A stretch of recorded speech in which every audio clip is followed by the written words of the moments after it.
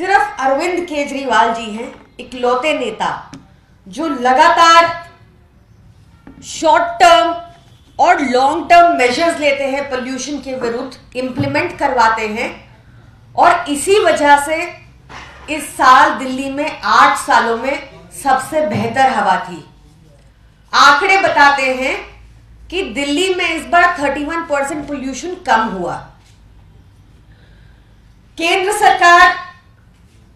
सरकार को भी ये स्वीकारना पड़ा अपने इकोनॉमिक सर्वे जो पार्लियामेंट में टेबल किया था 2022-2023 का, कि दिल्ली में इस बार 8 सालों में सबसे बेहतर हवा थी। सीएक्यूएम के आंकड़े भी दिखाते हैं कि पंजाब में इस बार अभी तक पिछले साल के मुकाबले 50 to 67% पराली कम जली है। जो पराली पंजाब में अभी जल रही है वो यहां से 500 किलोमीटर दूर है, और जो पराली हरियाणा में जल रही है वो यहां से करीब 100 किलोमीटर दूर है। दिल्ली के सबसे करीब राज्य हरियाणा है, तो जरूरी है कि समीक्षा की जानी चाहिए कि 2014 से खट्टर सरकार ने प्रदूषण को लेकर हरियाणा में क्या स्टेप्स उठाए। सबसे पहले तो 100 ईवी बसेस लेने का विचार कर रही है हरियाणा, ली नहीं है, विचार कर रही है। वहां पर अभी भी जो बसेस चल रही हैं वो बैंड फ्यूल, जो दिल्ली में फ्यूल बैन है BS3 और BS4, इसी पर बसेस फ्लाई कर रही हैं।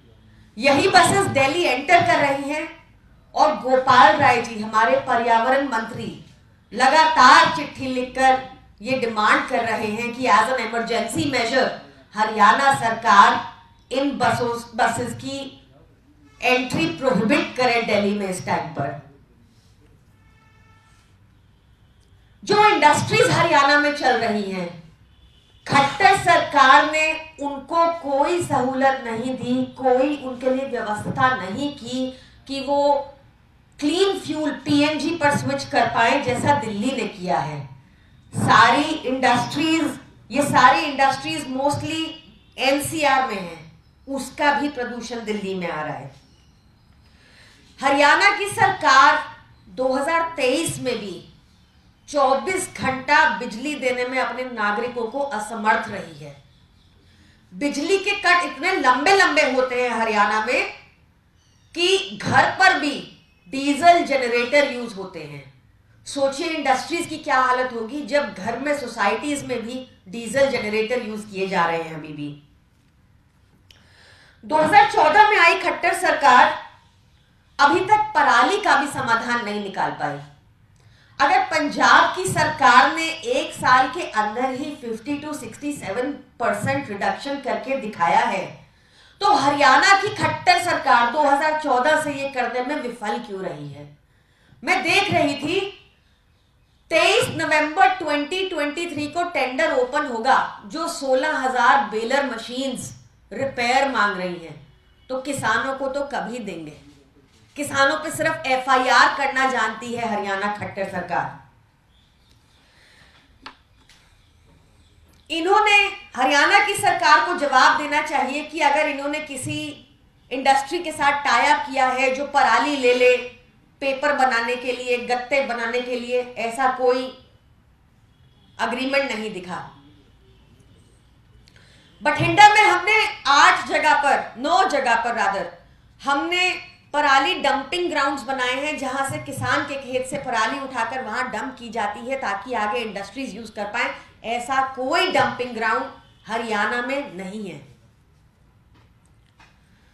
कुछ आंकड़े चौंकाने वाले और सामने आए, जहां दिल्ली में ग्रीन कवर देश में वन ऑफ द हाईएस्ट है 23.6% पर, जो अरविंद केजरीवाल जी की सरकार ने अपने और दिल्ली के लोगों के सहभागी से हमने ये ग्रीन कवर एक हिस्टोरिक हाई पर लेके गए। वहीं हरियाणा में ना कोई इंडस्ट्रियलाइजेशन हो रही है और पेड़ काटे गए। इतने कि आज हरियाणा में one of the lowest green cover है 3.6%। इमेजिन दिल्ली में 23.6% है, जो हमारा लक्ष्य है 2025 तक 27% करने का, ये हरियाणा में सिर्फ 3.6% है।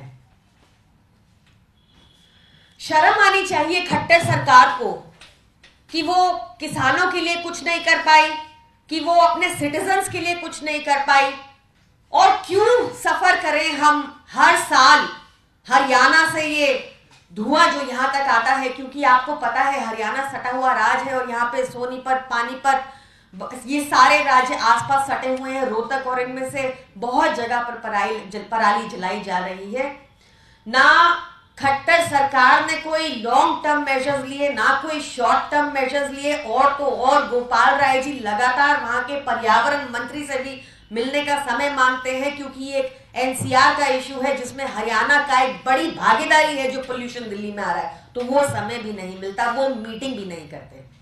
तो सवाल करे जाने चाहिए खट्टर सरकार से, क्योंकि केंद्र सरकार दिल्ली को तो नहीं देती, पंजाब को भी नहीं देती फंडिंग, पर हरियाणा को लगातार फंड मिलता है पराली कम करने का, मशीनें खरीदने का, प्रदूषण कम करने का, पर वहां की सरकार केवल रोड रिपेयर करती है और कहती है कि प्रदूषण पे काम कर रहे हैं। तो बहुत जरूरी है कि हरियाणा से सवाल पूछे जाएं और उनको जवाब देना चाहिए। धन्यवाद।